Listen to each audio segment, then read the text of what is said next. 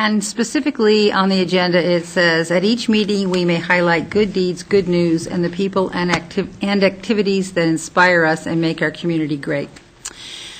So while I was attending the Association of Idaho Cities meetings with most of you in Boise last Thursday, there was much discussion about the impact that a potential complete repeal of the business personal property tax would have on our schools, libraries, cities, counties, infrastructure, and highway districts. Much concern was raised over how those funds would be replaced in those already tight budgets. Someone mentioned that there couldn't be enough bake sales in the world to cover the deficit. That got me thinking about how much our local citizens and businesses do support all the fundraising efforts in our community. So this is where the good news comes into renewing our focus. Folks turn out in droves on cold winter nights and rainy Saturdays. You could probably never have to cook again if you attended all the pancake breakfasts, hors d'oeuvre socials, pink teas, bunco games, and dinners with the attendant silent and not so silent auctions. Those who can't attend all these functions send checks, and over, local businesses donate goods and services as prizes and auction items and contribute food and wine to help reduce fundraising overhead. University students help with food bank collection drives, and the co-op helps a different cause each month.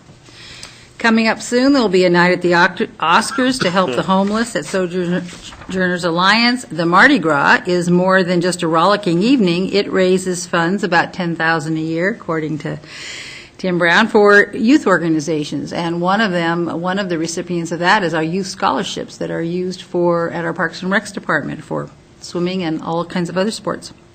Kiwanis will do a pancake breakfast soon to benefit our local community, and the Palouse Discovery Science Center will have wine under the stars next weekend. Boy Scouts just had a Super Bowl chili sales event. Quite often, when a medical crisis hits a family, you'll find notices of a spaghetti feed or a charitable music event to help them out, posters all over town. Now, there's the American Red Cross and the United Way and all of the national organizations, Cancer Society, et cetera, but these are all grassroots, the ones that I named were all grassroots efforts of neighbors caring for neighbors, and even neighbors they've yet to meet. Just today, in a letter to the Daily News, Gerard Connolly pointed out the very low overhead of Stepping Stones Incorporated that helps the disabled, and the zero overhead for the Society of St. Vincent de Paul, which helps the poor. There are many places in this country where residents commute so far that they've lost their sense of belonging to the community where they live. Not so in Moscow. So I just wanted to recognize all those not so tireless efforts that contribute to knitting together the fabric of our community. Thank you all, and keep up the good work.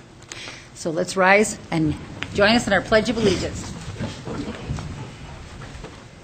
I pledge allegiance to the flag of the United States of America, and to the republic for which it stands, one nation under God, indivisible, with liberty and justice for all.